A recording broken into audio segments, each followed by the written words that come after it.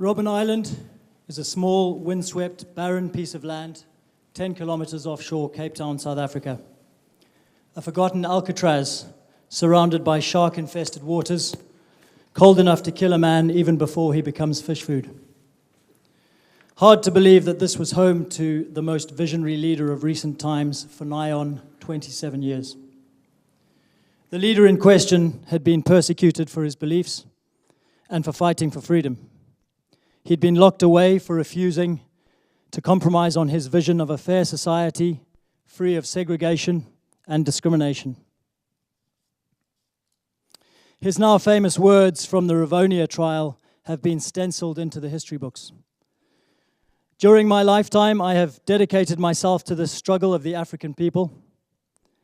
I have fought against white domination, and I have fought against black domination. I have cherished the ideal of a democratic and free society in which all persons live together in harmony and with equal opportunities. It is an ideal which I hope to live for and to achieve, but if needs be, it is an ideal for which I am prepared to die. Once imprisoned on Robben Island, Nelson Mandela lived in a prison cell which was 2 meters by 2 meters in size. He slept on a mat on the floor. The daily routine involved basic meals, and then the mindless task of hammering stones in an exposed and unsheltered courtyard. This scenario must surely have been as desperate and forlorn as it could get, and surely not conducive to a positive vision for the future. In fact, there was really no end in sight. 27 years is more than half the working life of an average man. But Mandela was certainly not average. The Invictus poem by William Ernest Henley was one of his sources of inspiration and kept him going through the freezing winters and scorching summers. The poignant epic reads as follows: "Out of the night that covers me, black as the pit from pole to pole, I thank whatever gods may be for my unconquerable soul. In the foul clutch of circumstance, I have not winced nor cried aloud. Under the bludgeonings of chance, my head is bloody but unbowed. Beyond this place of wrath and tears looms but the horror of the shade, and yet the menace of the years finds and shall find me unafraid. It matters not how strait the gate, how charged with punishments the scroll. I am the master of my fate. I am the captain of my soul."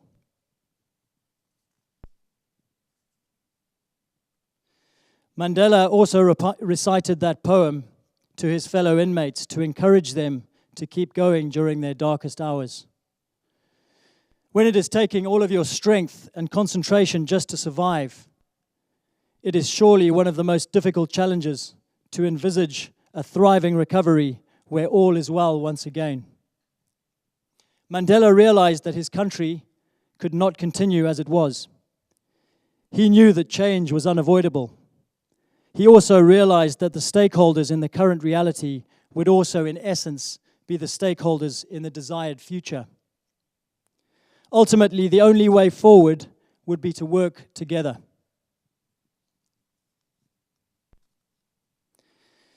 Even whilst in prison, and probably beyond the point that most mortals would have broken, Mandela was actually working on building rapport with his adversary.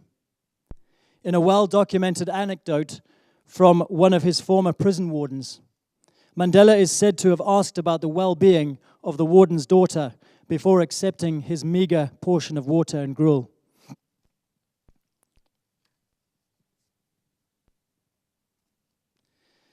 Indeed, when Mandela was eventually released from prison, instead of exacting revenge on his oppressors, he gracefully sought constructive dialogue and collaboration.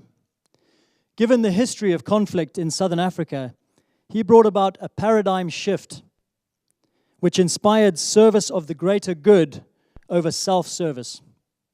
He knew it would be a long walk to freedom, but he was prepared to take every necessary step. Nothing exemplifies Mandela's visionary leadership in a time of crisis like the 1995 Rugby World Cup in South Africa. It has been heralded as one of the most significant sports events of all time due to its political impact beyond the sports fields of play. Mandela is quoted as saying, "Sport has the power to change the world. It has the power to inspire. It has the power to unite people in a way little else does. It speaks to youth in a language they understand. Sport can create hope where once there was only despair." Immortalized in the movie Invictus, the events before, during, and after the World Cup are as remarkable as the result itself, when South Africa beat the mighty All Blacks to enable Mandela to present the Webb Ellis Trophy, whilst wearing a Springbok rugby jersey, I hasten to add. This iconic image itself proves that a picture speaks 1,000 words. In this case, those words could have defined one word: leadership. When the All Black captain was asked about the difference between the two teams, his answer was Nelson Mandela.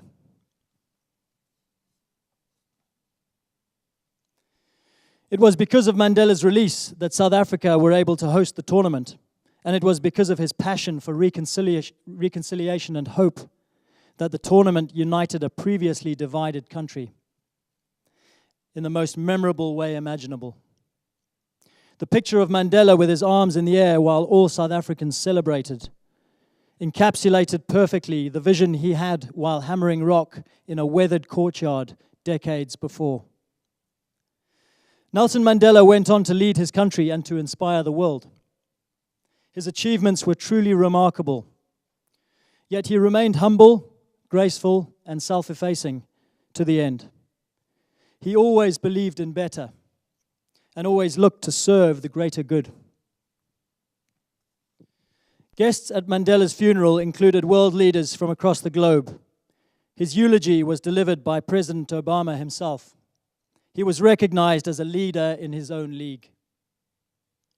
Mandela leadership is servant leadership, and I believe it is time to apply some of the lessons learned from Mandela, or Madiba as he was affectionately known, to enable the visionary leadership required to inspire a positive future beyond the current crisis in the northeast of Scotland, and indeed beyond the global oil price downturn. There are 5 takeaways I would like to impart, 5 Mandela lessons on how visionary leaders can engage with their teams and organizations to begin to envision and chart a course to a better and brighter future. Firstly, become a servant leader. Mandela said, "Lead from the back and let others believe they are in front." Serve the team and the greater good rather than assuming an aloof, authoritative position with one-way communication and a closed-door approach. This is a paradigm shift for many. In essence, the leader adopts a vulnerable, authentic, and service-oriented approach, asking not what her team can do for her, but what she can do for her team. Use we language rather than I language to really make the team feel respected and involved. It is what difference we have made to the lives of others that will determine the significance of the life we lead, Mandela said.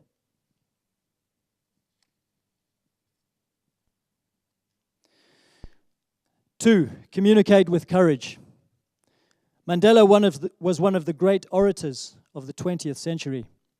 But most important was that he communicated the truth.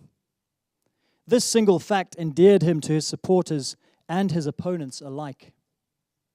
During times of crisis, it is clearly even more vital that leaders communicate honestly and regularly with their teams. But over and above the standard communication mantra, visionary leaders deliver inspiration. They communicate self-belief. They communicate hope. I learned that courage was not the absence of fear, but the triumph over it. The brave man is not he who does not feel afraid, but he who conquers that fear.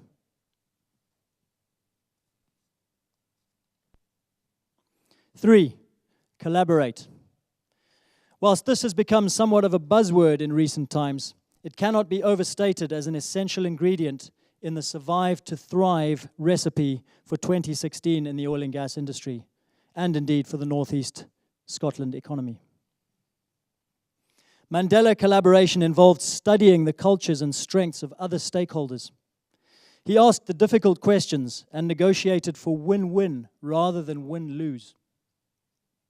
He sought to leverage the strength and diversity and integrated approach where the team was greater than the sum of its parts.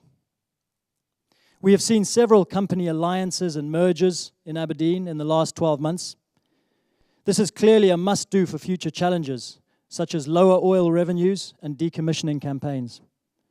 And you just have to read the news to see that more mergers and acquisitions are in line for the future. We also need to anticipate, confront, and embrace change as a collective, stronger together.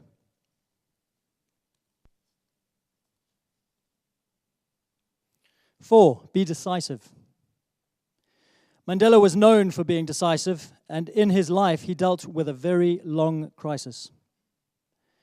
One of the key decisions he made was to step down as leader of South Africa after only one term in office. It was the measure of the man that he did what he felt was the right thing for the nation, rather than potentially considering what might be most rewarding for him. Decision-making is a crucial component of leadership. You will seldom be in possession of all the facts, but with enough information, you can make a call and maintain momentum. Sometimes decisions need to be reversed or adjusted, but indecision or vacillation will paralyze any team. 5, go the distance. No one is asking you or us to sacrifice 27 years for the cause, but 27 months of industry downturn might be close to the mark by the time true recovery is proclaimed here in the Northeast. Transformation takes time. It also takes commitment and discipline, self-discipline and team process discipline. Leaders need to plot the course and then follow it themselves to the end. Leaders should be role models. This is what inspires the team and secures loyalty and trust. It is also what enables the team to believe they can go the extra mile, even as doubt creeps in again and again. Mandela said, "It always seems impossible until it is done."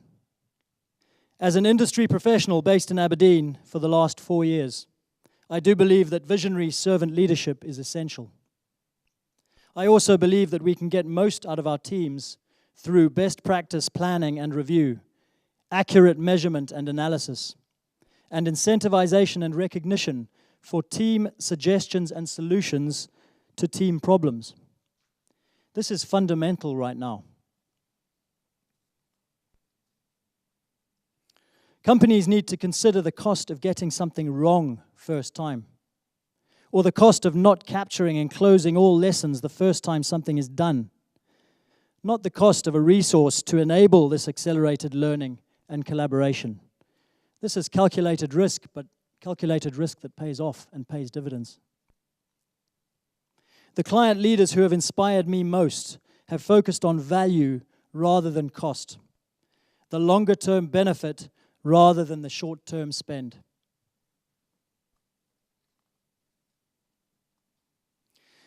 In summary, what it takes to be a visionary leader in the midst of a crisis is a Mandela approach. Serve the team, communicate with courage, collaborate, be decisive, and go the distance. The local economy and oil industry is in crisis, and change is inevitable. In order to go the distance, leaders must plan ahead based on the most accurate information available, and then take action. It is difficult to see a thriving future whilst in survival mode. But there are many past reference points, including here in Aberdeen, that should inspire us to keep going, because if we can survive the crisis, there is opportunity ahead. The key is to envisage the opportunity and to prepare for it. Influence what you can to be best placed when the crisis ends.